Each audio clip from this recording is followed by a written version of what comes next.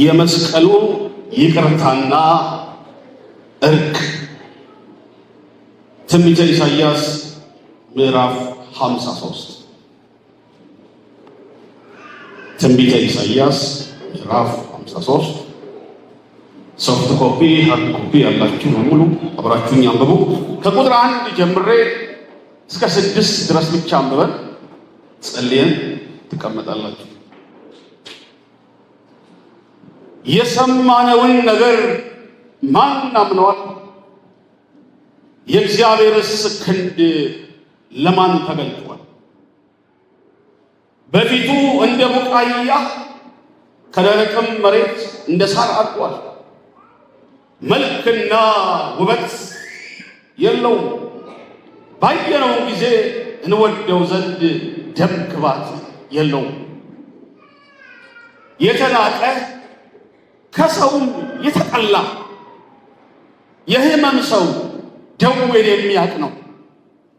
ሰውም ፊቱን እንደሚሰውርበት የተናቀ ነው፣ እኛም አላከበርነውም። በእውነት ደዌያችንን ተቀበለ፣ ሕመማችንን ተሸክሟል። እኛ ግን እንደተመታ በእግዚአብሔርም እንደተቀሰፈ እንደተቸገረም ቆጠር ነው። እሱ ግን ስለ መተላለፋችን ቆሰለ፣ ስለ በደላችን ደቀቀ። የደህንነታችን ተግሣጽ በሱ ላይ ነበር፣ በሱ ቁስል እኛ ተፈወስን።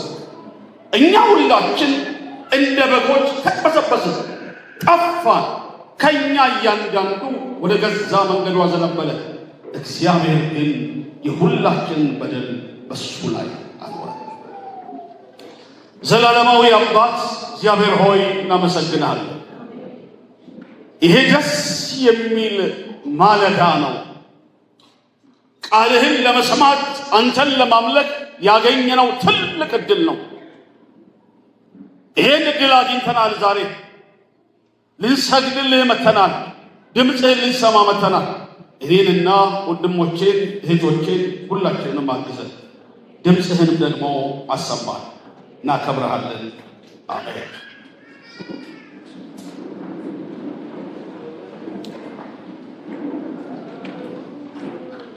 እግዚአብሔር አምላክ ለዘላለም ስሙ ይባረክ።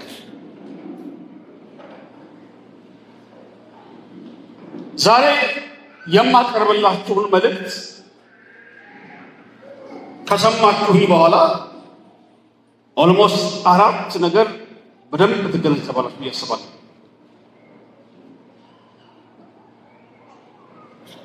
ክርስቶስ በመስቀሉ የሰጠን ይቅርታ ብቻ ሳይሆን እርቅ ጭምር መሆኑን ትገነዘባላችሁ። ይህን አገልግሎቴ በደንብ ከሰማችሁ ክርስቶስ በመስቀሉ የሰጠን ይቅርታ ብቻ ሳይሆን እርቅ ጭምር መሆኑን ትገነዘቡልኛላችሁ። ሁለተኛ የይቅርታና የእርቅ አንድነትና ልዩነት በደንብ ታስተውላላችሁ። የይቅርታና የእርቅ አንድነትና ልዩነት በትክክል ትረዳላችሁ። ምናልባት ሶስተኛ ላይ ይቅርታ አድርጎ እርቅ አለማድረግ ያለውን ችግር ያለውን መዘዝ ትገነዘባላችሁ። ከዚህ መልእክቴ በኋላ ይህን ነገር ከያዛችሁልኝ ለኔ በጣም በቂ ነው። 3 ነገር ነው ማለት ነው ዓላማዬ። ጮክ ብላችሁ አሜን በሉ። ይሄ ዘመን በጣም ቻሌንጅ የበዛበት በብዙዎቻችን ህይወትና ኑሮ ላይ ዓለማውያን ሰዎች ከኛ የህይወት ጥያቄ እየጠየቁ ያሉበት ዘመን ነው።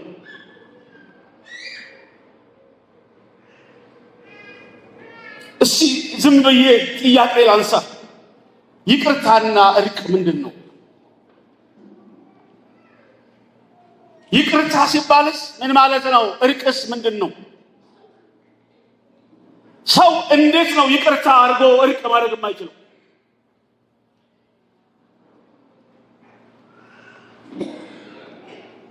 ከቤተ ክርስቲያን መድረክ ላይ በጣም ጥሩ የሚያማምሩ መዝሙሮች እየዘመር ደሳስ የሚል ስብከት፣ ትንቢት፣ መገለጥ፣ ራእይ፣ ፈውስ እየሰማን እያዳመጥን ይቅርታ መጠየቅም ይቅርታ ማድረግም ለምንድን ነው የከበደ?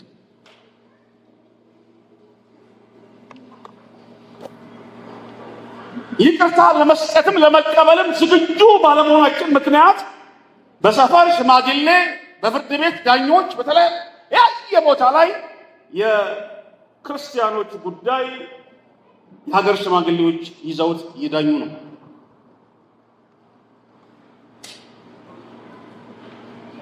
ብዙ ነገሮች ማድረግ እየቻል ግን ይቅርታን መጠየቅም ይቅርታ ማድረግም እርቅን መስጠትም ጭምር ሲተናነቀን የሚታይበት ምክንያት ምንድን ነው? ዛሬ ይህንን ቀስ ብዬ ለመናገር ፈልጋለሁ። የእግዚአብሔር ቅባት ደግሞ ቀንበር ይሰብራል። በጣም በሚገርማችሁ ሁኔታ ምንም አይነት ነገሮችን ብናደርግ ይቅርታ አለማድረግ እስር ቤት መኖር ነው። ይቅርታ ሳታደርጉ መኖር ማለት ራስን እድሜ ልክ ፈርዶ እስር ቤት ራስን እንደማስገባት ይቆጠራል። ዛሬ ስለዚህ ጉዳይ በደንብ እናወራለን። መስቀል ላይ ጌታ ኢየሱስ እንዴት ይቅርታ እንዳደረገልን እንዴት ደግሞ እርቅ እንደሰጠን ጭምር እንወያያለን። አሜን አትሉ? ኦኬ፣ ከይቅርታ ልጀምር። ይቅርታ ማለት ነው ሌሎች ብቻ ሰዎችን እያዳበረው ነው። ይቅርታ የሚገናኘው ከቅጣት ነፃ መሆን ጋራ ነው። ከቅጣት ነፃ መሆን ጋራ ይገናኛል። ኦኬ፣ ከቅጣት ሰው ነፃ ሲሆን ይቅርታ አግኝቷል ይባላል። መንግስትም ይቅርታ ያደርጋል፣ ምህረት ያደርጋል። ይቅርታ ሲያደርግ ሰዎች ከከርሸሌ ከተለያየ የጠባይ ማረሚያ ቦታዎች ተለቀው ደስ ብሏቸው ከማህበረሰብ ጋር ይቀላቀላሉ። ኦኬ፣ ይቅርታ የሚገናኘው ከቅጣት ነፃ መሆንን ይገናኛል። በህይወት ዘመናችሁ ይቅርታ ማድረግ ካልቻላችሁ ሁለት ነገር ለማድረግ ትገደዳላችሁ። ይቅርታ ማድረግ ካቃታችሁ ወይ ቂም ትይዛላችሁ ወይ የበቀል ቀን ትጠብቃላችሁ። ከዚህ ውጭ ማችሁ በይቅርታ ያልተፈታ ችግር ሰው ልብ ውስጥ ቂም ሆኖ በመቃብር መልክ ተቆፍሮ ይቀበራል። ቂም ሰው ልብ ውስጥ 30፣ 40፣ 50፣ 60፣ 70 ዓመት ሊቀመጥ ይችላል። ቂም ገዳይ ነው። በይቅርታ መፍታት ካልተቻለ ሰው ቂመኛ ብቻ ሳይሆን ምቹ ጊዜ ጠብቆ ለበቀል ያደባ የዱር አውሬ ይመስላል። ወዳጆቼ ጥሩ ምሳሌ የሚሆንልኝ እናንተ እንድታነቡ ጊዜ አልወስድም። በዮሐንስ ወንጌል ምዕራፍ 8 ቁጥር 11 ላይ አንዲት ሴት የቤተ መቅደስ ድረስ ሰዎች ይዘዋት መጡ። ታሪኩን እንደምታውቁት ስታመነዝር ተገኘች ተብሎ ይዘዋት የቤተ መቅደስ በራፍ አስቀምጠው ትልልቅ ድንጋይ ይዘው በሙሴ ሕግ መሰረት ልትወገር ይገባል ብለው ክርስቶስ ጎንበስ ብሎ በእጆቹ የጫረ ከእናንተ መካከል ንጹሕ የሆነ ብሎ ሲናገር ሁሉም ከሄዱ በኋላ እሱ እንደዚህ ያለ፣ እርሷም ጌታ ሆይ አንድስ እንኳ የሉም አለች። ኢየሱስም እኔም አልፈርድብሽም፣ ሂጂ ካሁን ጀምሮ ደግመሽ ኃጢአትን አትስሪ አላት። ጂሰስ እኔ አልፈርድብሽም የሚለው ቃል ምህረት ነው። ምህረት ነው፣ ይቅርታ ነው። ያጠፋቸው እውነት ነው፣ ተጨባጭ ነው። እሷም አልካደችም። ግን ለጥፋቷ ይገባት የነበረውን ድንጋይ አስቆሞ በይቅርታ ሸኛት። ይቅርታ ከድንጋይ አስጣላት። በሰላም እንጂ ብሎ ሸኛት። ኢየሱስ ለዘላለም ጌታ ነው። ከኛ ህይወት ጋር በደንብ እናዘናል። ቀስ እያል በደንብ ሰው መወዳችሁ። ይቅርታ ማለት ክፉን በክፉ አለመመለስ ነው። ክፉን በክፉ አለመመለስ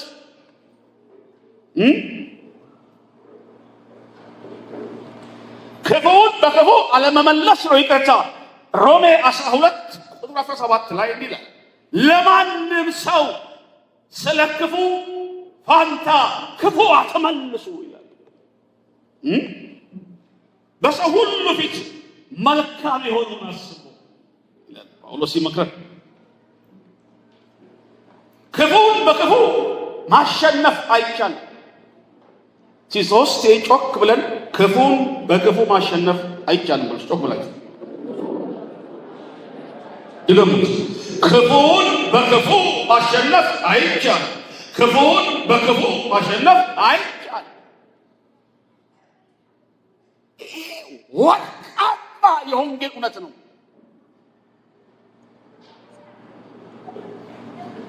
ክፉን በክፉ ማሸነፍ በፍጹም አትችልም፣ ትደክማለህ።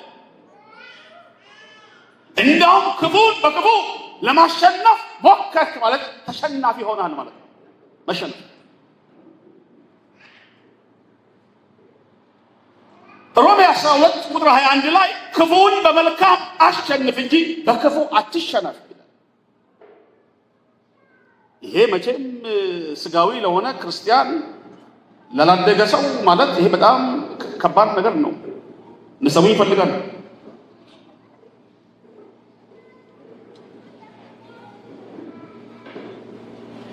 ጴጥሮስ በግልጽ ሲያወራ እንደዚህ ያለ ክፉ በክፉ ፋንታ በክፉ አትመልስ፣ ስድብን በስድብ ፋንታ አትመልስ።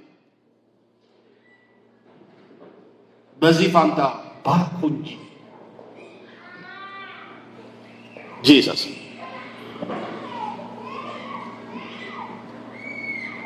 ስድብን በስድብ መመለስ የተሸናፊ ሰዎች ምልክት ነው።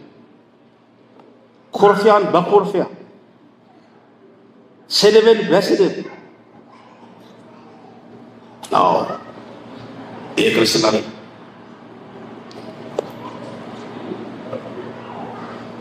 ዛሬ የተቸገርንበት በብዙዎቻችን ዘንድ በምንሰራበት የመስሪያ ቤት በንግዱ ዓለም ያላችሁ ሁላችሁ ስሙኝ፣ ክፉን በክፉ ማሸነፍ አትችሉም። ክፉን በመልካም የማሸነፍ መንፈስ ያገኛችሁ። በኋላ በደንብ እንጸልያለን። ጂሰስ አዲስ ኪዳን የጸጋ ወንጌል እንዲህ ይላል፣ ጠላት ሲራብ አብላው። ጂሰስ ይሄ መቻል ጠላትህ ቢራብ አብላው፣ ቢጠማም አጠጣው። እንደዛ ነው ማሸነፍ። ይሄ ወንጌል ነው። ለጠላቶቹ መስቀል ላይ ታርዶ የሞተው አዳኙ ዘላለማዊ እግዚአብሔር ስሙ ይባረክ። የክርስትናው ሞዴል ምሳሌ የሆነው ክርስቶስ ጳውሎስ ሲመክረን ጠላትህ ቢራብ አብላው፣ ቢጠማ አጠጣው። ከተራበ አብላው፣ ጠማኝ ካለ አጠጣው። ይህ ይቅርታ ጂሰስ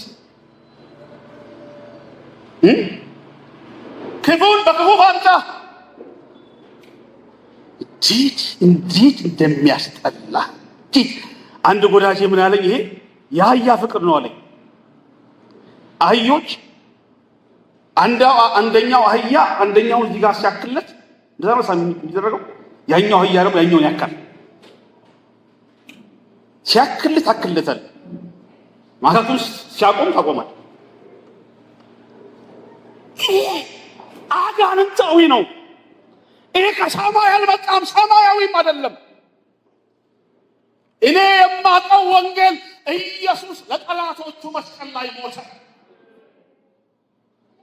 ይቅርታ ማድረግ ክፉን በክፉ አትመልስ። አዎ ተጎድተሃል። አዎ እያመመህ ነው። አዎ እያለቀስክ ነው። አዎ ተቸግረሃል። አዎ ብዙ ተጎድተሃል። በክፋት ለመመለስ ስንዝር እንዳትሄድ። ይቅርታ አድርግ። ይቅርታ ሳናደርግ አቧራው እየጨሰ መዘመር ለምድን። ይቅርታ ሳናደርግ አዳር 21 ቀን 41 ቀን ሱባኤ ገባን። እኔ ስሙኝ፣ አገልጋያችሁ ነኝ። ጸሎታችንም አምልኳችንም እችን ጣራ አልፎት አይደለም። መለኮት የመርህ አምላክ ግዴታ ነው። ይቅርታን መስጠት፣ ይቅርታ ማድረግ ለድርድር የማይቀርብ እውነት ነው። ክፉን በክፉ መቃወማቸው የክርስቶስ ትምህርት እንዲህ ይላል። ሉቃስ ወንጌል ምዕራፍ 6 ቁጥር 27 ላንብብላችሁ። 6:27 ነገር ግን ለእናንተ ለምትሰሙት እላችኋለሁ፣ ጠላቶቻችሁን ውደዱ፣ ለሚጠሏችሁ መልካም አድርጉ፣ የሚረግሟችሁን መርቁ፣ ስለሚያሳድዷችሁ ጸልዩ፣ ጉንጭህን ለሚመታ ደግሞ ሁለተኛውን ስጠው፣ መጎናጸፊያህን ለሚወስድብህ እጀ ጠባብህን ተውለት። ጸጋ ወንጌል ተውለት። ለሚጠሉ ሰዎች ጸልይ። አየህ፣ ይቅርታ ላለማድረግ ምንም አይነት የአበሻውን ክርስትና ማደግ እንደሚገባው ያህል እንዳያድግ የከለከለው አንደኛ ይቅርታ ያለመድን ሰዎች መሆናችን ነው። መጠየቅም ማድረግም ይተናነቀናል።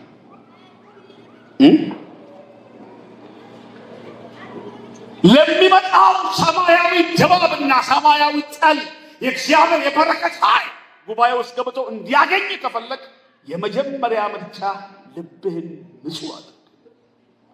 ልብህ ላይ ቂም፣ ልብህ ላይ ደግሞ ሌላ ነገሮች ከተቀመጡ የእግዚአብሔር ቅባት አንተን አልፎ ሄዳል። በኔ ሆነብህ። ከኢየሩሳሌም የመጡት ሁለቱ ሐዋርያት ለሰዎች ሁሉ ሰማርያ ገብተው እየጸለዩላቸው ሳሉ ስምዖን የሚባለው አንድ ሰው ግን ደጅ ወጥቶ ገንዘብ ይዞ እንደመጣ አንብባቸዋል። ለጴጥሮስ ጠራውና እቺን ነገር ልስጥህ፣ እኔም እጄን የምጭንበት ሰው መንፈስ ቅዱስ እንዲሞላ ምናምን ሲለው በመራራ እስራት ታስረሃለህ፣ ከዚህ ነገር እድል ፋንታ የለም አለው። በመንፈስ ቅዱስ ሳይሞላ የቀረው እሱ ብቻ ድርቅ እንዳለመጣ ድርቅ እንዳለ። ይቅርታ ለሰዎች ለመስጠት የምንችለው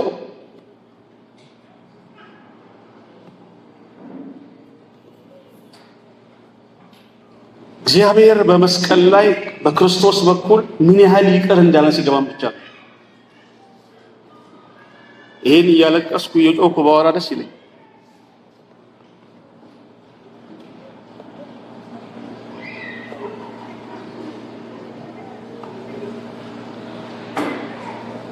የማቴዎስ ወንጌል ምዕራፍ 18 የይቅርታ ምዕራፍ ይባላል። ምዕራፍ በሙሉ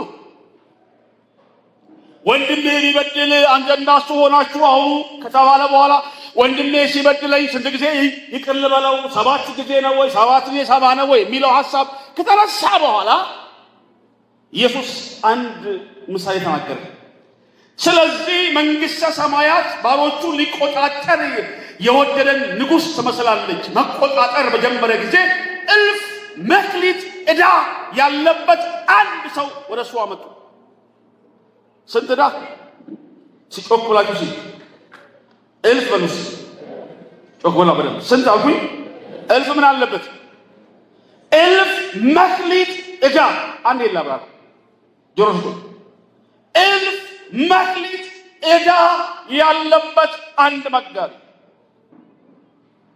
እልፍ ማለት 10,000 ማለት 10,000 መክሊት ዕዳ አለበት ሰውየው። 10,000 መክሊት ዕዳ። ላብራራ ወንድሞቼ ሆይ፣ አንድ መክሊት ማለት በዛን ዘመን አንድ መክሊት ማለት የአንድ ጥሩ ደሞዝተኛ የ15 ዓመት ደሞዙ ነው። አስቡት። የአንድ ጥሩ ደሞዝተኛ የ15 ዓመት ደሞዙ ነው፣ ሳይበላ ሳይጠጣ። 10,000 መክሊት ያለበት የ10,000 ሰዎች የ15 ዓመት ደሞዝ ይፈልጋል ዕዳውን ለመክፈል። የከፈለኝ አንተው አመቶች ዕዳ ልከፋል። ስንት ነው ያለብህ? ዕዳዬ የኔ ዕዳ 10,000 መክሊት። እንዴት አድርገህ ልትከፍለው ትችላለህ? አልችልም። ከፍሎም ይላል። ጌታው አዘነለት። ሊከፍል እንደማይችል ሲያውቅ አዘነለት። ሰውየውም ቀረበ፣ በነፃ ለቀቀው። ሲከም ለጌታ አጨብጭቡ፣ ደስ ብሏችሁ። ለቀቀው፣ በነፃ ለቀቀው። ሂድ በቃ፣ እንዳውም በቃ አትክፈል፣ በነፃ ይተባለ። ደስ ብሎት እየዘለለ ከቤተ መንግሥት ሲወጣ እናንተ ክፍሉ የሚለው እየተመልከቱ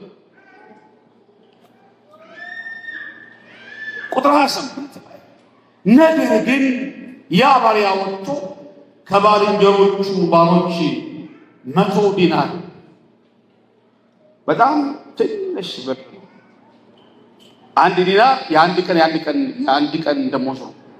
አንድ ሰው ዕዳ ያለበት ሰው አገኘና አቀፈው። ጽድ አንገቱን፣ ብሬን አንጣ፣ ተናነቀው። አንጣ ገንዘቤን እሰርቼ እከፍላለሁ፣ እባክህ ታገሰኝ። በፍጹም አልታገስህም ብሎ ወይኔ ቤት ከተረጋ የተደረገለትን የማያውቅ ሰው ምሕረት ውስጥ ካልገባን ድረስ ምሕረት ማድረግ አንችልም። የእግዚአብሔር ምሕረት በላያችሁ ላይ የበዛ ነው። ሲከፈር ከፈር እና ጮክላችሁ ጌታ ሆይ ነው ጮህ ጌታ ሆይ ምሕረት ስላደረግልኝ አመሰግንሃለሁ። ምሕረትህ በላዬ ላይ ትብዛ። አመሰግንሃለሁ። ሲጮህና አሜን አሜን። ይቅርታ ተደርጎልን ነው በቤቱ ያለ ነው። ይቅርታ ያላገኘ ሰው እኛ መካከል የለም። ልንከፍለው የማንችለውን ዕዳ የሰረዘልን የብርሃናት አባት እግዚአብሔር ስሙ ይባረክ። ወይ ይሄ እንግዲህ ሊገባን ካልቻለ ምን ይደረጋል? ይሄን በምን ቋንቋና ቃላት ይገለጣል?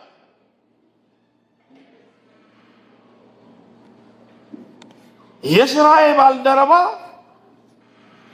ሰደበችኝ ብለህ ለያዥ ለጋራዥ አስቸግረሃል ለእርቅ።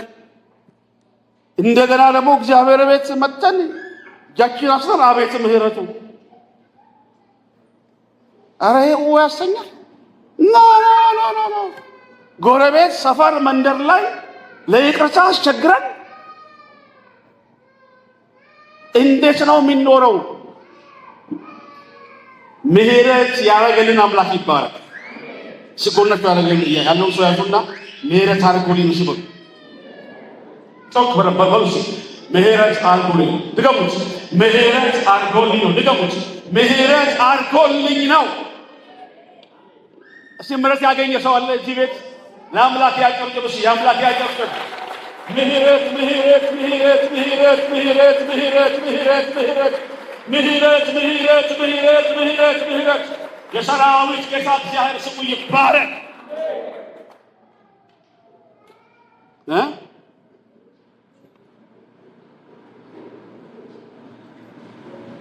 ለሰው ምህረት ሳታደርጉ መጸለይና ማገልገል እንዳትደርጉ።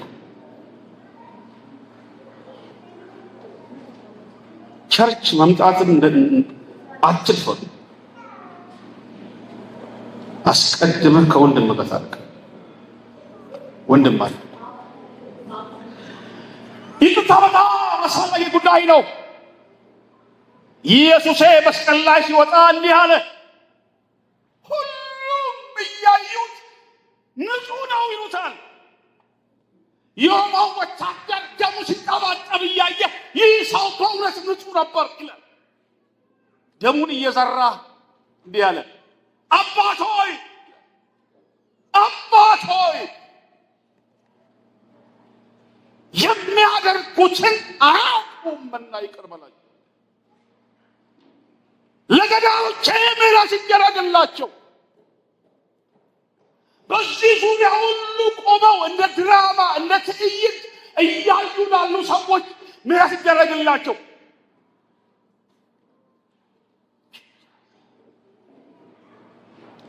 የፍቅር ጥግ አባት ሆይ ይቅር እንድትላቸው ጸልያለሁ። ሁሉንም ይቅር በላቸው። ይቅርታ የተወለደው መስቀል ላይ ነው።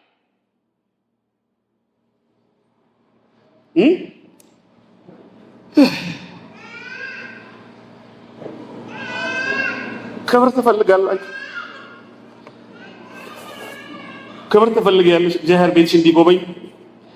አንዳንድ ሰዎች ያልተፈወሳችሁት ውስጣችሁ ቂም ስላለ፣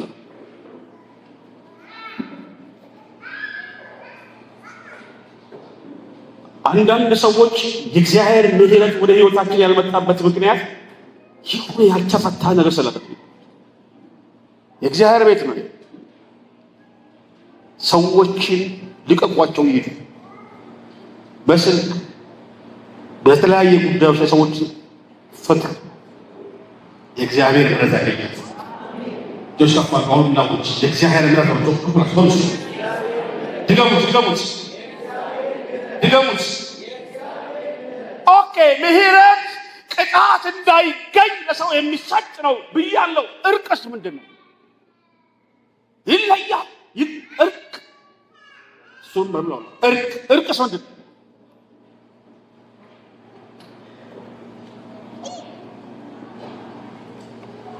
እርቅ ሲባልስ ምን ማለት ነው?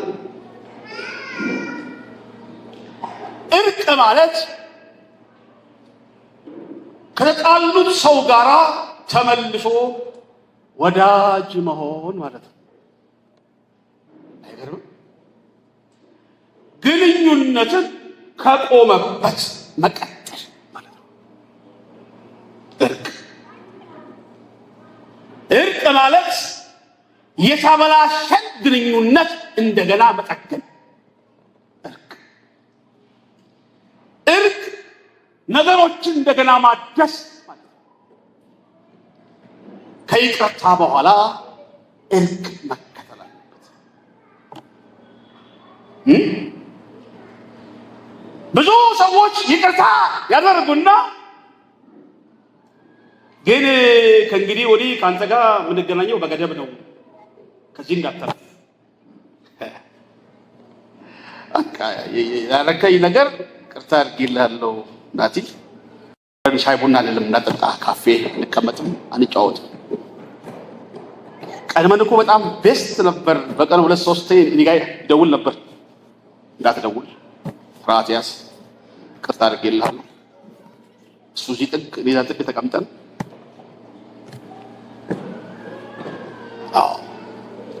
እርቅ ነገሮችን ማደስ ወደ ነበረበት የመመለስ ሂደት ነው። ኢየሱስ መስቀል ላይ ሁለቱንም አድርጓል።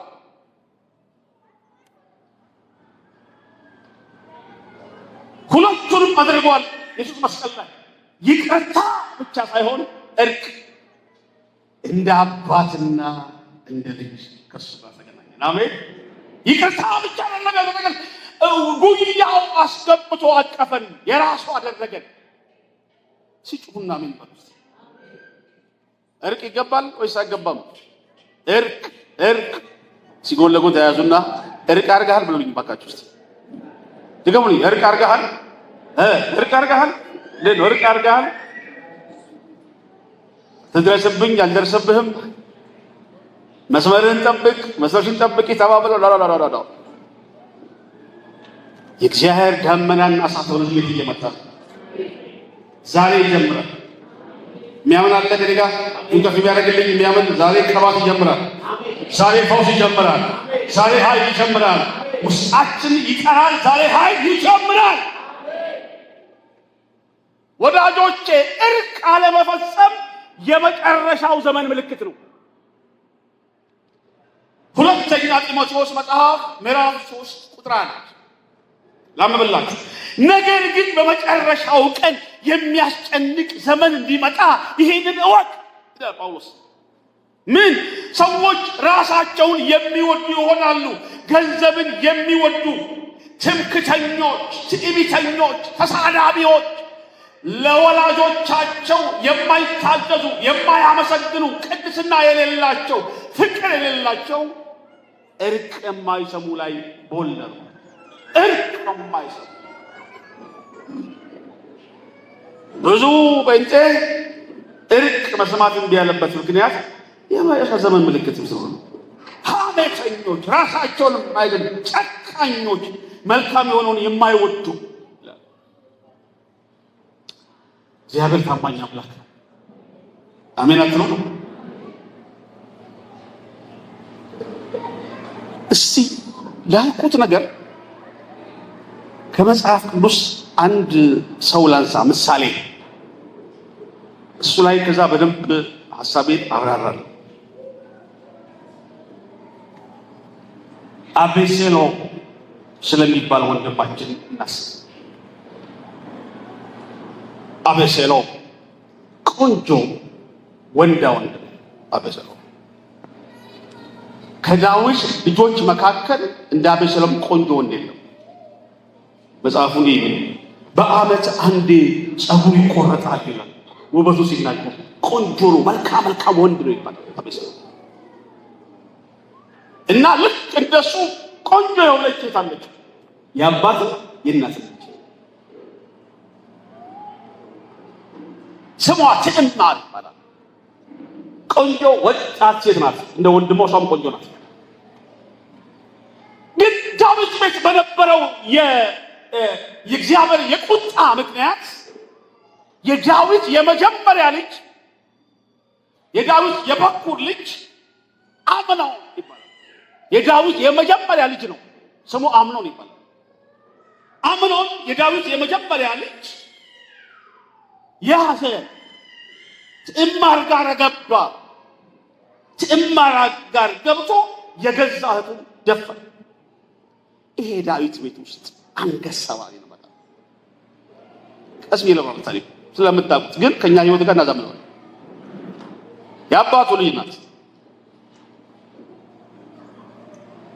ፍቅር ያዘኝ ነው ያለው። እኔ ጋር ትምጣ አለ፣ ምግብ ታብስልልኛል። ቤቷ ገባ፣ እሷ መጣች፣ ደፈራት። በጣም ተሸማቀቀች። ይሄንን ጉዳይ ወንድሙ አቤሴሎም ሰማ። አሁን ሰማኝ። አቤሴሎምም እህቱ ትዕማር ስላሳፈራት አምኖንን ጠርቶታልና አቤሴሎም አምኖንን ክፉ ሆነ መልካም አልተናገረው።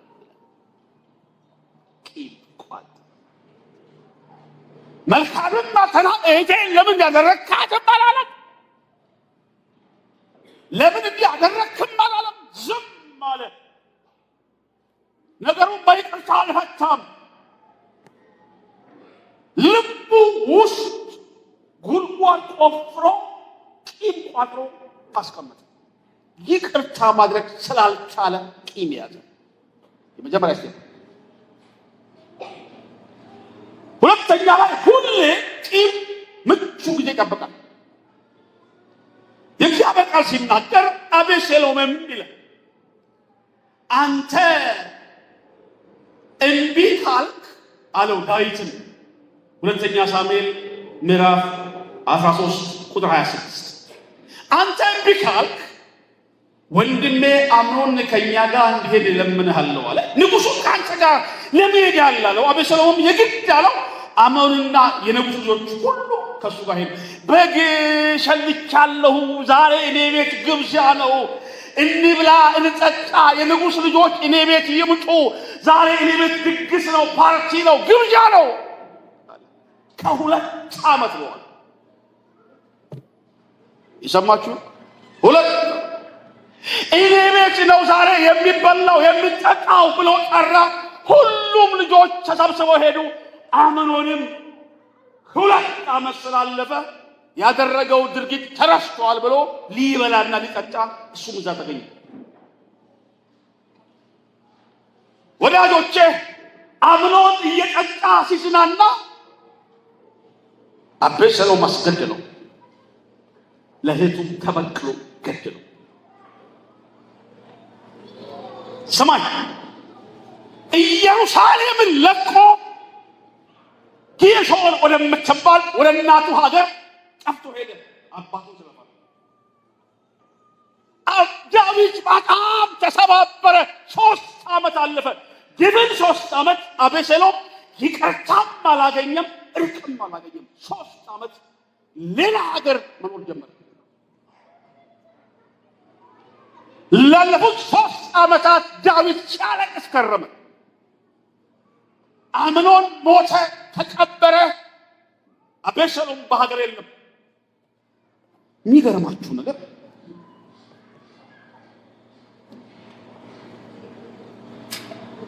አንድ የጦር ጀነራል ብልሃት ተጠቅሞ ደብንም አከባብቶ ከጌሾር ሄዶ መጣ። እንዲህ ያለ ቃል ሲናገር ኢዮርብዓምም ተነስቶ ወደ ጌሾር ሄደ፣ አቤሴሎምንም ወደ ኢየሩሳሌም ይዞ መጣ። አሁን በደንብ ስማ። ንጉሡ እንዲህ አለው፣ ወደ ቤቱ ይሂድ፣ ፊቴን አያይም። አቤሴሎምም ወደ ቤቱ ሄደ፣ ንጉሡንም ፊቱን አላየም። እርቅ ተፈጸመ፣ ይቅርታ ተደረገ። ሶሪ እርቅ ግን አልተፈጸመ። ይቅርታ አገኘ አቤሴሎም። ከጌሾር መጣ፣ እቤቱ ገባ፣ ይገባል ይወጣል። 2 ዓመት አለፈ፣ እርቅ ሳይፈጸም።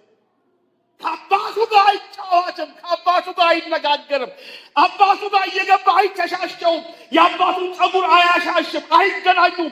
ኮሚኒኬሽን ተቋርጧል። ግን ይቅርታ አግኝቶ ቤቱ ጥሏል። ከሚስቱ ጋር ከልጆቹ ጋር እየኖረ ነው። ግን እርቅ አልተመጣም።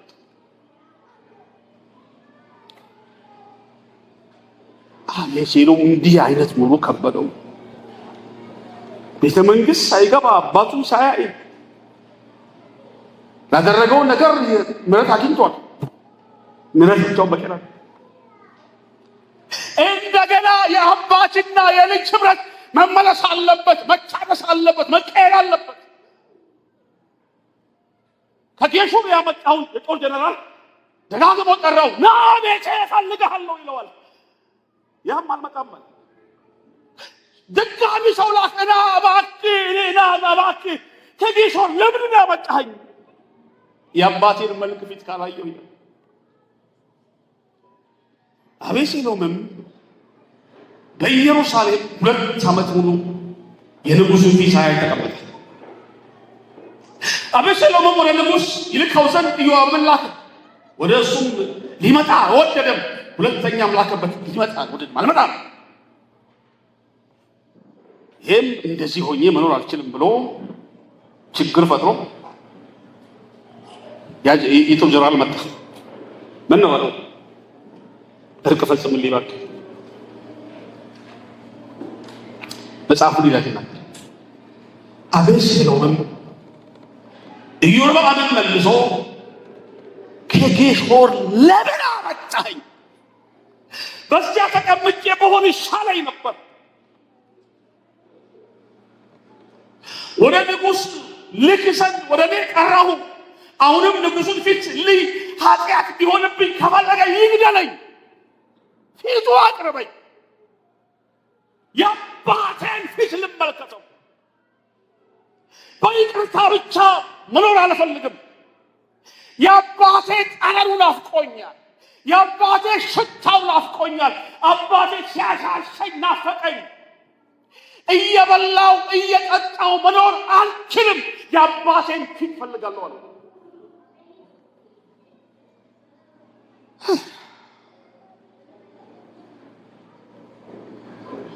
እሺ ብሎ ወሰነው። ኢዮርብዓምን ወደ ንጉሡ መጥቶ ነገረው። አቤሴሎምን ጠራው። ወደ ንጉሡ ገብቶ በንጉሡ ፊት በምድር በግንባሩ ወደቀ። ንጉሡ ዳዊትም አቤሴሎምን አቀፈውና ሳመው።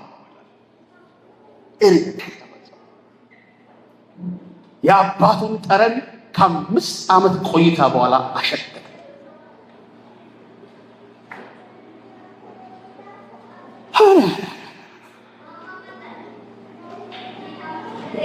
ይሄ ኢየሱስ ክርስቶስ የወንጌል እውነት ነው። ይቅርታ ያጣን ሰዎች ብቻ ሳንሆን እርቅም የሌለን ሰዎች ነበር። ኢየሱስ መስቀል ላይ ሲሞት እርቅና ይቅርታ ያገኘን ሰዎች ነን። እጮሃለሁ፣ ይሄን ለመናገር እጮሃለሁ።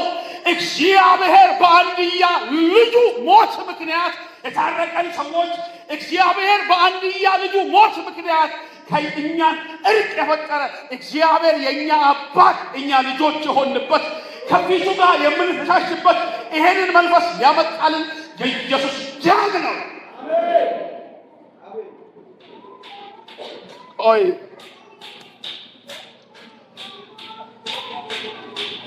በይቅርታ ብቻ ልንኖር አንችልም።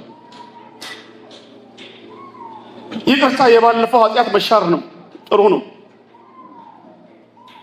ከጌታ ጋር ካልተገናኘ ግን የምንኖር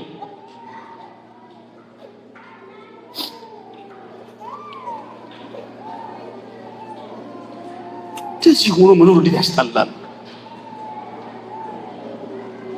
እንዴት ነው ማገልገልስ መኖርስ የቻል ነው? ዘመዶቼ፣ ማከብራችሁ የእግዚአብሔር ሰዎች፣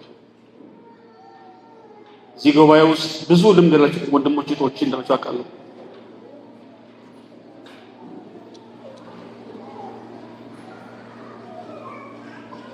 እንዴት እንደዳንን፣ እንዴት ይቅርታ እንዳገኘ፣ እንዴት ምሕረት ወደኛ ህይወት እንደመጣ፣ እርቅ እንዴት እንደመጣ አስቡ።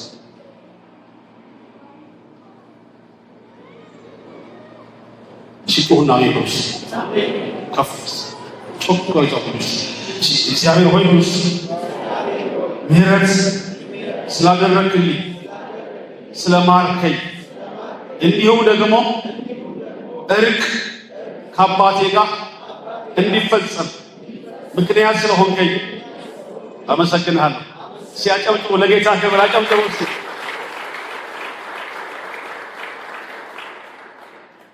ሁለት ነገር አሳስባችኋል። ከዛ ጸልያለሁ። ሰማኝ ወንድም ዓለም ሰማኝ። በምንም መንገድ ይሁን በምንም መንገድ ለሰዎች ይቅርታ አለማድረግ አንችልም። በምንም አልደረዳቱም ይላል። ለምን የእናትሽ ገዳይ አትሆን? ሰማሽ? ምንም ምክንያት የለም። አለዛ ክርስትናው ማቆም የሚችለው አይቻልም። ምሕረት ያገኘን ሰዎች ነን። ወድቀን ተጥለን በነበርንበት ጊዜ ምሕረት ያገኘን ሰዎች ነን።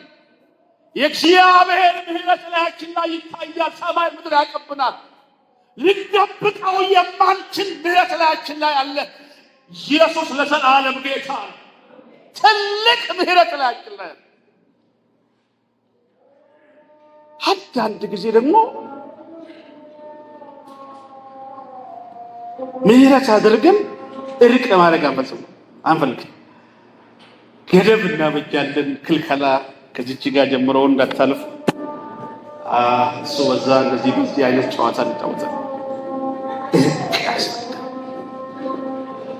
እርቅ ያስፈልገናል። ያኔ ምን ይሆናል? ይህም ይጨርሳል። ያኔ ምን ይሆናል? ይቅርታ ሲደረግ ምን ይሆናል? በጣም ጥሩ ምሳሌ አድርጌ የምወስደው ወንድማችን እስጢፋኖስን ነው። የምታውቁት ወንድም በክርስቶስ ወንጌል ምክንያት በድንጋይ እየወገሩ ሲገድሉት እንዲህ ብሎ ጸለየ። አባት ሆይ አለ፣ የሚያደርጉትን ሁሉ ስለማያውቁ ይቅር በላቸው፣ ይህንን ኃጢአት አድርገህ እንዳትቆጥርባቸው። ትንሽ አብራራው። ያቸው እነዚህ እዛ ማዶ አንድ ጎበዝ አለ፣ ጨርቂ የሚጠብቅ ሳኦል የሚባል ጀግና። እሱንም ኃጢአት አድርገህ እንዳትቆጥርበት። እነዚህ ገዳዮችን በድንጋይ እየወገሩ እነዚህ ገዳዮችን ይቅርታ አድርጌላቸዋለሁ። ለገዳዮቼ ይቅርታ አድርጌያለሁ። ሁሉንም ፈትቻቸዋለሁ። ኃጢአት አድርገህ እንዳትቆጥርባቸው። ይህ አሁን አንዳንድ ዘመን ኬት እንደመጣ የማላውቅም የርግማን መንፈስ የተገለበጠ ይሁን።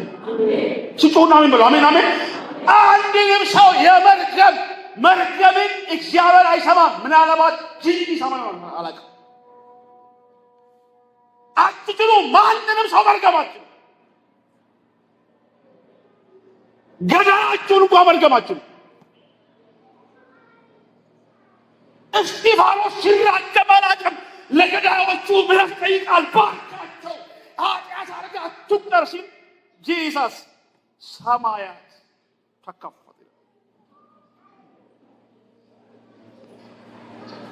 ሰማይ ተቀደደ። ክርስትና ሰውየው በደም ተጨማልቆ ቀና ብሎ ሲያይ ሰማይ ተከፍቷል። ጌታ ኢየሱስ በአብ ቀኝ ቆሞ ያያል። እንዲህ አለ፣ ሰማይ ተከፍቶ የእግዚአብሔር ልጅ አየሁት፣ በአብ ቀኝ ቆሞ አያለሁ፣ እያየሁት ነው። ይቅርታ አድርግ፣ ሰማይ ይከፈትልሃል። 41 ቀን ጾም ጸሎት ከነቂም ከመጸለይ ይልቅ በሰከንድ ውስጥ ለሰዎች ይቅርታና ምሕረት አድርግ፣ ሰማይ ይከፈትልሃል። ሰማያት ተከፈቱ። ምሕረት ማወጅ ጀመረ። እስጢፋኖስ ይናገራል። ሁሉም ሰው የሚገርማችሁ እግዚአብሔር ሳኦልን ጠርቶት ወደ ሩቅ አገር ሂድና ወንጌል ስበክ ሲለው ያለው ቃል እንደ ውስጥን ይበላል። ጌታ ሆይ ያለው ሰማዕት እስጢፋኖስ በድንጋይ ሲወገር እዛ ቆሜ ልብስ ጠብቅ ነበር አለው። እባክህ ተወኝ፣ ሌላ ሰው ላክ።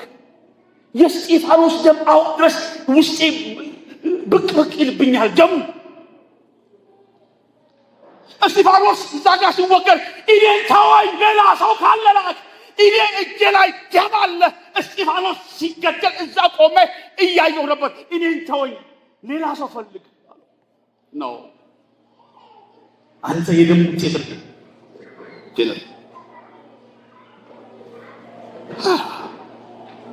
ይቅርታ ሰማይ ይከፍታል። ምሕረት ሰማይ ይከፍታል። እርቅ ሰማይ ይከፍታል። የጸሎት ሕይወታችሁ፣ የአምልኮት ሕይወታችሁ ኤቭሪቲንግ ይቀየራል። ምሕረት ይቅርታ ማለት ነው።